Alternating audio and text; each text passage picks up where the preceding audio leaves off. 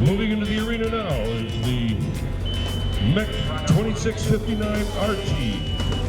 Zooming into the arena, I should say.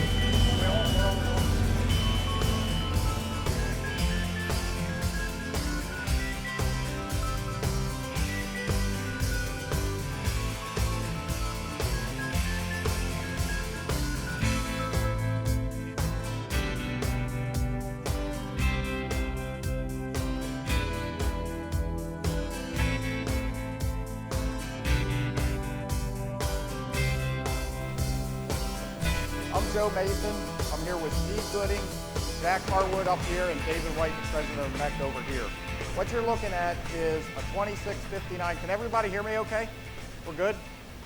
Okay. What you're looking at is a 2659. This is a fully electric rough terrain. We make it in a 26-foot model, and we make it in a 32-foot model. What we're going after with this machine is a real understanding of the difficulties of this part of the market. The rough terrain industry is a difficult market for the dealers. They're more expensive to buy. The rental rate is not where, and has not been where it should be for some time, and they require more service to maintain.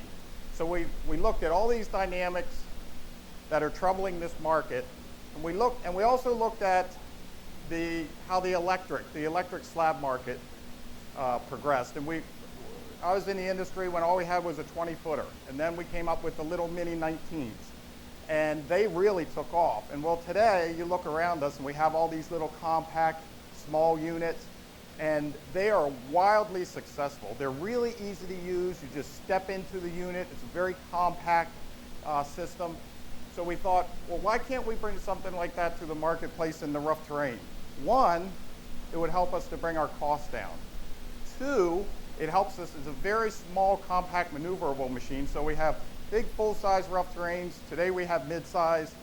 And what you're looking at now is really a very small, compact rough terrain. It's fully electric. We rack this thing with 8 250 amp hour batteries you can see on the other side. I call it a real tower of power. It's like a little mini nuclear substation down there just cranking out power. Because you have to do two things if you're going to put this on a job site. One is that operator's got to get on and he's got to feel like he's got an internal combustion underneath of him, that he has grade ability, that he has terrain ability, that he can operate this through the mud. It's a rough terrain product, and it has to perform like a rough terrain product. The other thing it's got to do is it can't die out at 3 o'clock. If it dies out at 3 o'clock, its days are over. So we power this thing with 250s. If you look at the other side, you'll see that our cabinet is about 5 or 6 inches higher than the battery, and that has nothing to do with ventilation or anything like that.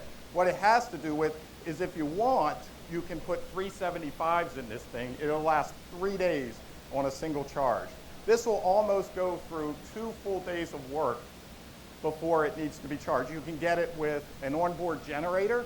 So if you don't have power, you fire up the generator. When it runs out of fuel, you're right back up to full power. You can get outriggers on this machine. It is a rough terrain machine, so it has full leveling capabilities with the outriggers. Okay. Steve, can you open up that box? One of the things that we do with our machine is this little diagnostic indicator is very simple to install in the unit. It's inexpensive. And what it does is, should there be a problem with the machine, okay, so you got a service guy and he's going out to the site because a call came in that there's a service call. He can have the operator open this thing up and it'll give you a readout, a flash, and the machine is trying to help you diagnose it and tell you what's wrong with the product. And on his way to the job site, what's he doing? Well, he's already diagnosing that problem. He may be calling at the factory saying, I have this error code. What's the machine telling me?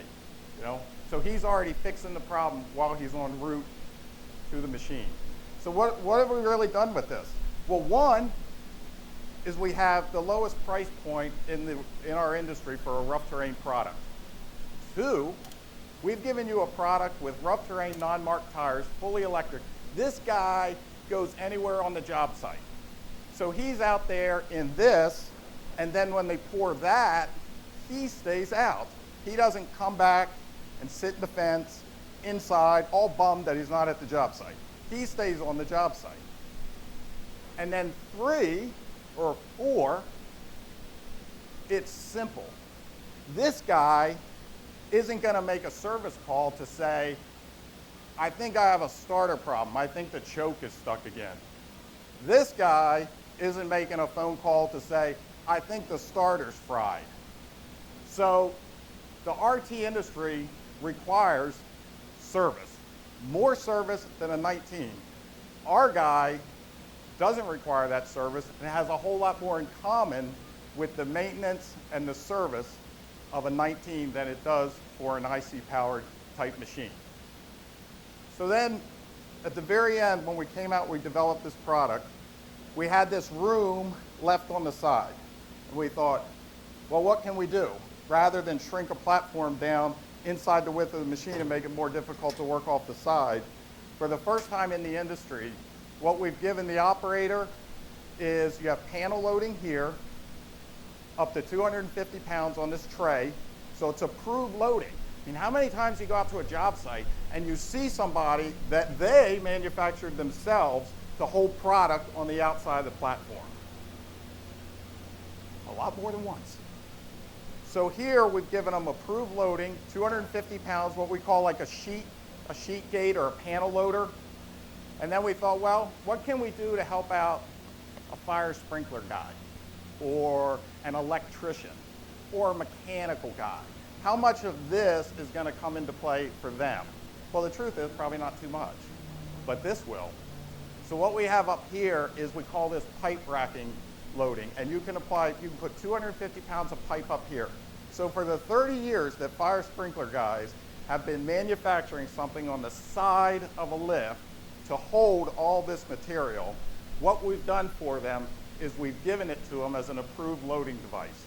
So you can have up to 250 here, or not and, but or 250 down here and 750 in the main deck.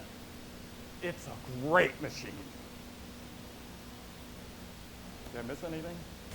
Any questions? You're not too enthused about it, are you? No, not at all, not at all. Joe, great job. How about questions, Mike? What's the size of the extension? 45 inches. Other questions? Anyone? Well, thank you very much, Mech. We appreciate it. Joe, great job.